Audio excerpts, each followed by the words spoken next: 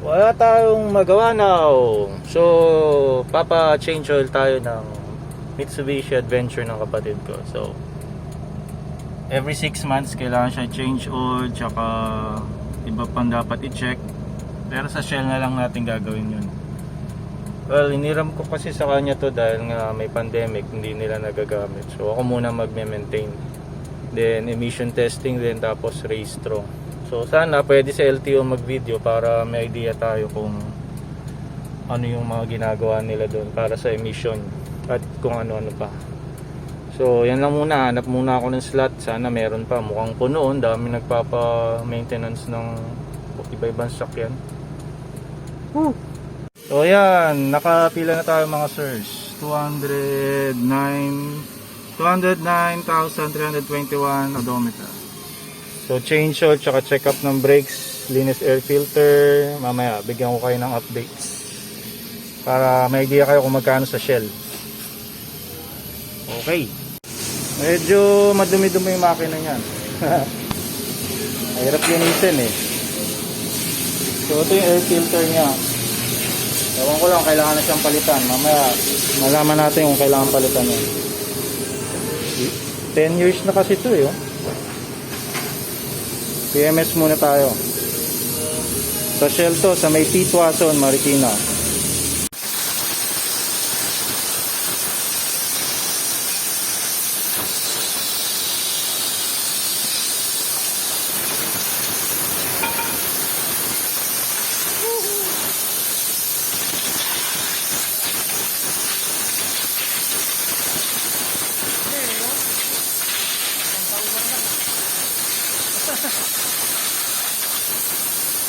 Sobrang dumi.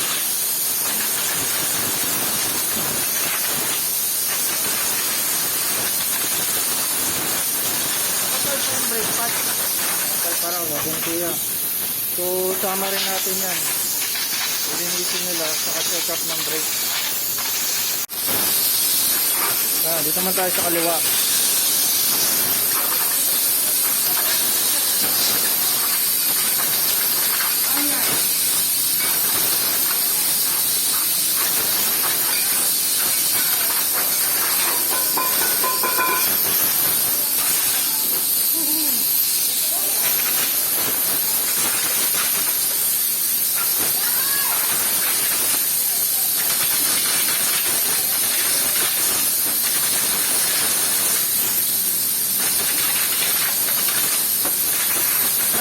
Sobrang dumi na yan.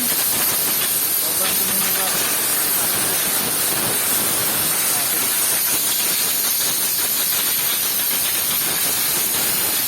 So mamaya check natin yung harap. Tagal-tagal to ah. Yan guys, meron nakita si kuya maingay. Ayan oh. Saan yan kuya? Ito.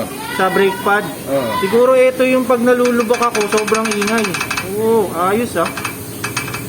Sige kuya. Wala gawa dyan. Ha? Wala kang makukuha ng ano yan.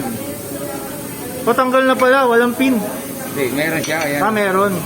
Kaso ano siya, manipis. So, kailangan ng palitan yan. Hindi ata ito para dito eh. Ah, kaya siguro, no? Ayan o. Sa iba yan nilagay. Ayan o. Ah, sa ibang model. Sige bang ko na lang para makuha yung kalampag. Pwede, sige, sige. Medyo ko na lang, wala ka nang makukuha niyan eh. Oo.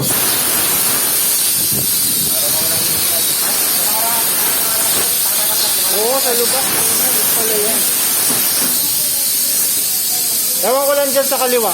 Meron dyan? Yan o. Meron din? Ah, ganun din. Oo nga, no? Baka ibang model yan, no? Hindi para dyan. Sige, kung bahala dyan. Sige, sige. Tingnan natin mamaya. Yan. Ang kulay. May itim na rin, no? Pero last 6 months yan eh, doon sa kabilang branch nyo. Dito ko dinala yung Honda Brio, yung puti. Pero hindi ata ikaw nagpalit nun, iba eh. So every 6 months or every 5,000 kung anong mauna ron, no? Yan. So antayin lang namin maubos yan. So madumi yung ilalim, no? Kasi 10 years na yan.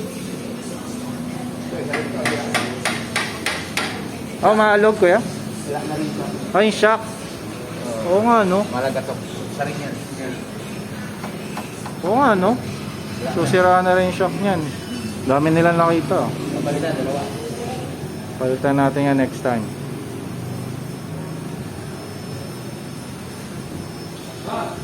Meron na rin mga tagas. Pero okay pa tumakbo to. So, change oil, brake cleaning, emission, then restro. Lahat yan, no, kuya, no? Liliyahin, no? Lilinisin. Matagal-tagal pa yan, no? Makapal pa yan, no? Oo, bago eh. Ah, bago din pala. So, pwede rin pala na at least na-check yung preno. So, lahat yan. Liliyahin yan, saka bubugahan lahat. So, ito naman pala yung langis na gagamitin natin. So, pang diesel siya. Ito rin yung oil filter. So, replacement na to, hindi na Mitsubishi Vic 306.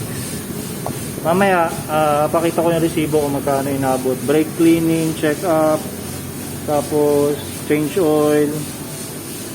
Yung air filter, wala lang sila ngayon. So, next time ko na lang papalitan. So, yan, di na siya maingay. May ginawang trick si kuya eh. Ewan ko paano. Pero, mas okay na ngayon. Kanina kasi, sobrang lakas ng kalampag ng brake pads. Buti hindi natatanggal yun, no? Nakaarang naman kasi yung caliper, no? Ayos. Tingnan natin mamaya. Pag na-test drive. Nakalampag yan dyan, yung shock na lang. Yung shock na lang, no? Next time siguro, ipon muna ako, papalitan natin. So, meron pa rin siyang free wheel, tamo. So, ayos pa rin ikot niya. Anyway, test drive naman natin to. At least, malinis-linis na yung brakes. Saka wala na yung kalampag sa brake pad. So, dito sa kaliwa, mukhang sabi ni kuya, mukhang kailangan ng repaste to or palit ng disc. Ayun, no? Lalim, no? So, next time, gawin natin yan. Ito, may free wheel din, pero hindi ganun kaluwang. Just pata ni kuya ito mamaya. Dito sa kanan, no, wala siyang kayod. Oh. Dito sa kaliwa, malalim. So, kailangan reface ng kaliwa. Or palit rotor disc. Kaliwat kanan na. Meron palang hubcap to mga sirs. Pero pinatanggal ko na, hindi ko na sama to. Diyan yan nakakabit to. Kasi nakaka-aksidente to minsan, natatanggal. So, hindi ko na siya sama. Kukulayan ko na lang next time yung rims nito. Yan. Ang laki ng difference. Ito yung walang hubcap. Ito meron. So, naging brown siya. Tanggalin ko na lang next time. Kulayan natin ng black or silver. Sali na ni kuya. Tinanong ko siya kung nakailan change oil na siya eh. Hindi niya na raw matandaan ngayong araw. Ang dami. Nakapila kanina rito eh. Sanay na siya. Wala nang funnel yan mga sirs. Pero okay lang, madumi na din naman yung makina eh. Next time na lang natin papa-engine wash. Nag-engine wash ba kayo dito kaya? Meron din pala. Sa ano to? Marikina Pitwason, yung shell doon, katapat ng Marikina Catholic School. Lahat ba yan ibubuhos? Hindi. Hindi, no? 6 liters kasi to eh, isang galon. So, pati yung oil filter, napalitan na ni kuya. Japan na Vic. So, mga ilang oras na ako dito? 2 oras? Okay na rin, matatapos na kami. Wala na tayong gagawin dyan, no? Wala na. So, yan na yun. O, yan. Tama naman level, no? Alam ni kuya yan. So, last time, dito ako nagpa-change oil ng Brio. Pero, iba ata, iba yung nagpalit sa akin. So, ito rin, nilinis din ni kuya to. Ayos, mga sir. So, yan lang muna. Tatapos na kami. Mamaya, compute ko yung total gastos natin. Pakita ko sa inyo. O yan, pati yun, chinecheck na ni kuya. Diba? At least dito, makikita mo lahat. Wala kang fluid. Ha? Fluid, kulang na yun. Wala na? Kulang. Kulang na pala. Sige, pakuha na natin. Kukuha rin pala ako ng brake fluid o clutch fluid. Buti na-check niya. Okay, so after 3 hours, tapos na tayo mga sirs. So, ito yung total damage. 2,341. Tama ba? O, tama. 520 yung brake cleaning, then yung change oil, labor, tsaka oil filter, 1,821. So, lahat yun, yung nakita nyo doon sa video, brake cleaning, adjustment, at saka yung fluid sa preno, hydraulic, clutch, kasama na rin doon. So all in mga 2,350, 2,341. 3 hours inabot. Ayan o, Lamuan Shell Gasoline Station sa may Tuaso, San Roque. So pwede na rin mabilis, 3 hours lang inabot. Madami pang tao. Kung walang pila kanina, mas mabilis ako matatapos. So pati yung handbrake, in-adjust din ni Kuya. Maganda na siya. Siyang pitik na lang. Dati kasi ang haba eh. Ngayon, kapit na. Okay naman yung takbo. Na-testing ko na kanina, hindi naman nakakapit yung preno.